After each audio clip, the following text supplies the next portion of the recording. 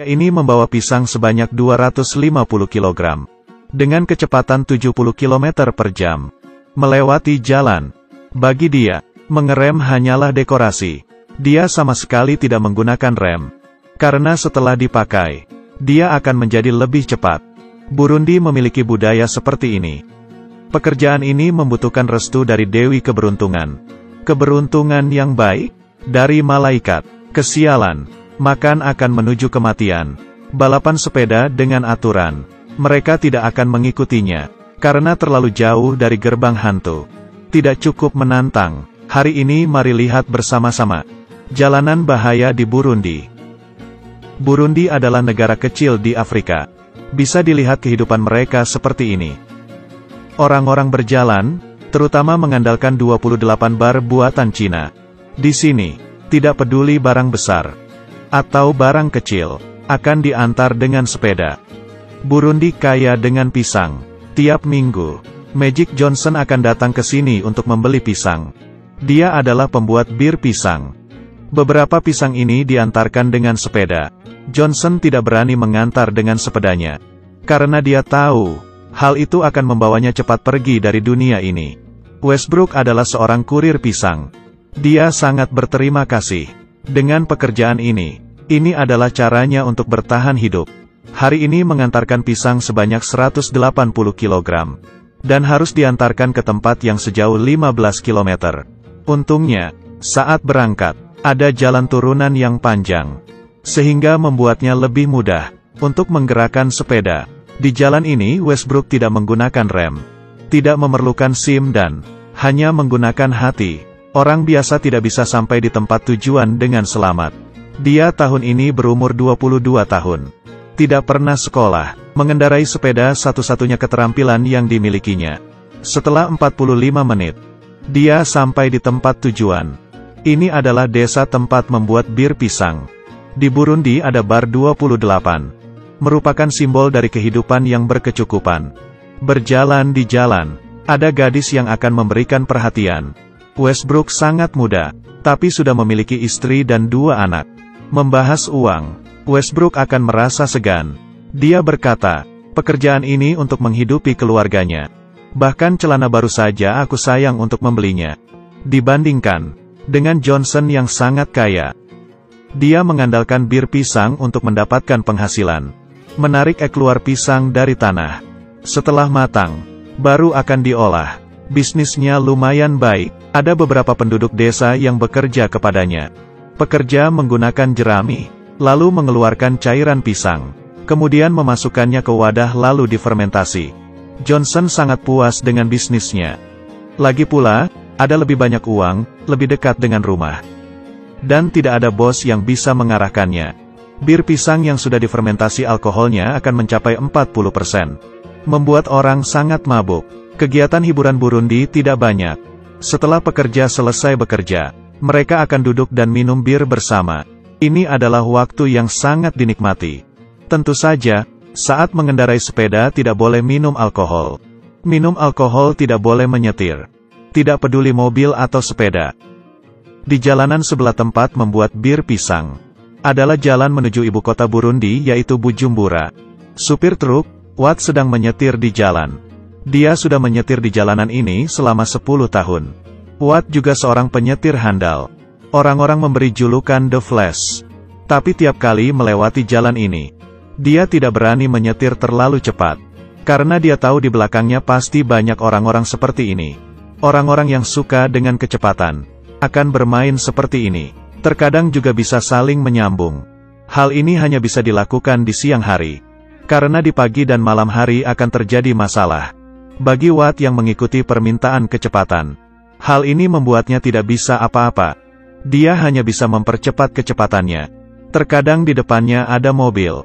Atau ada lubang di jalan. Dia tidak sempat untuk menghindar.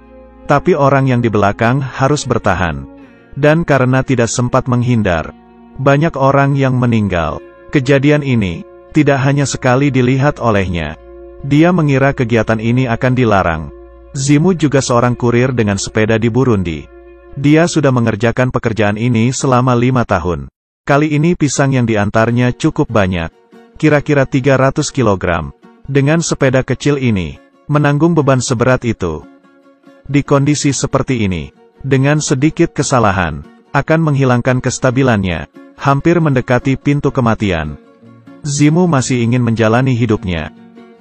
Mencari nafkah demi hidup dan mati. Dia berusaha memegang truk. Tentu saja, demi mengurangi kecelakaan. Beberapa waktu dekat ini, polisi lalu lintas di jalan bertambah. Lalu memeriksa mobil dan sepeda yang lewat. Akan ada beberapa penjual menggunakan kesempatan itu untuk menjual barangnya. Watt dengan cepat, diberikan nilai 10 oleh polisi. Tapi, hal ini tidak terlalu efektif. Karena penyetir sepeda yang mendengar suara peluit polisi, akan langsung melepaskan pegangan dari truk. Pemerintah menambah banyak polisi. Untuk melakukan pemeriksaan, diperintahkan untuk tidak menangkap mobil. Tapi penyetir juga hanya melewatinya. Meski jarak ke Bujumbura semakin dekat, di jalan semakin ramai. Jarak ke ibu kota hanya 40 km. Jalanan ini banyak sepeda yang ngebut. Mereka terkenal di seluruh negeri. Karena kurangnya pekerjaan. Karena barang yang mereka antar selalu paling berat. Lalu kecepatan juga sangat cepat. Orang yang meninggal juga banyak. Benar-benar membawa hidup dan mati. Zimu salah satu dari mereka. Dia bersama pacarnya tinggal bersama. Tapi mereka tidak memiliki anak. Karena pekerjaan Zimu beresiko tinggi.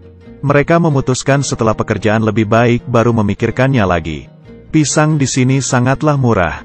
Satu sisir hanya seharga 60.000. Zimu membeli 250 kg pisang. Berpikir untuk mengantarnya ke ibu kota dan menjual lebih mahal. Dan mendapatkan keuntungan. Dia mengendarai sepeda. Dan mulai perjalanan hidup mati. Meluncur di jalanan dengan sepedanya. Dengan kecepatan cepat 60-70 km per jam. Bagian bahayanya adalah, di saat pembelokan, dia tetap tidak mengerem. Karena rodanya bisa pecah. Bila bertemu dengan hari hujan, jalanan akan semakin licin. Dan kecepatan pun akan semakin cepat. Tetap tidak mengerem. Dia hanya terus melanjutkan perjalanannya. Membiarkan sepeda mengurangi kecepatan dengan sendirinya. Tapi sebelum itu, dia hanya bisa berdoa dengan Tuhan untuk melindunginya. Tidak ada orang yang tahu sudah berapa banyak hal yang terjadi. Hingga pihak lalu lintas pun tidak mengumpulkan data. Jalan turunan sangat mudah, tapi jalan mendaki sangat susah. Hal ini pun menambah suatu pekerjaan. Ada beberapa orang khusus yang membantu untuk mendorong. Dalam waktu 15 menit bisa mendapatkan 15.000. Pekerjaan Zimu, selain membahayakan nyawa, juga sangat menghabiskan tenaga. Dia tiap hari minum jagung untuk mengisi tenaganya. Dari sini ke ibu kota tinggal 15 km. Selanjutnya adalah jalan turunan yang panjang. Di jalan ini banyak terjadi kecelakaan. Tapi Zimu percaya dengan kemampuan menyetirnya. Dia berkata, masih bisa. Sampai sekarang, aku hanya pernah mengalami beberapa patah tulang. Muzi pada akhirnya tiba di tempat tujuan dengan selamat. Sekali lagi melewati dewa kematian. Dia ingin mengantar ke toko pertama. Dan berada di ujung kota. Berhenti dan meletakkan sepedanya memerlukan beberapa keterampilan. Seperti cara dia menggerakkan sepedanya. Untuk mencegah pisangnya terjatuh ke tanah. Seminggu 5 kali. Tiap kali mengantar 2 sisir pisang ke toko kecil ini. Tiap sisir bisa dijual dengan harga 15.000. Dia mendapatkan keuntungan kira-kira 30.000. Tempat kedua adalah pasar petani di barat laut kota. Alice adalah seorang penjual berumur 42 tahun. Dia memiliki 4 anak yang harus dihidupi. Dibandingkan Zimu, hidupnya lebih susah. Jadi, dia menjualnya pisang dengan harga yang lebih murah. Bisnis yang membesar karena kurir dengan sepeda ini adalah tempat perbaiki sepeda. Chris sudah menjadi bos selama 5 tahun. Dia berkata, penggali emas tidak sebaik penjual sekop. Bisnisnya sangat laku. Di toko ada 100 pekerja yang bekerja kepadanya. Hal yang paling banyak dikerjakan adalah memperbaiki, memperkuat pagar dan mengganti ban. Zimu juga datang ke toko Chris.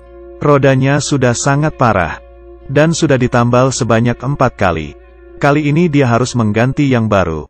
Kalau tidak seperti hujan di hari ini, dia akan mudah tergelincir.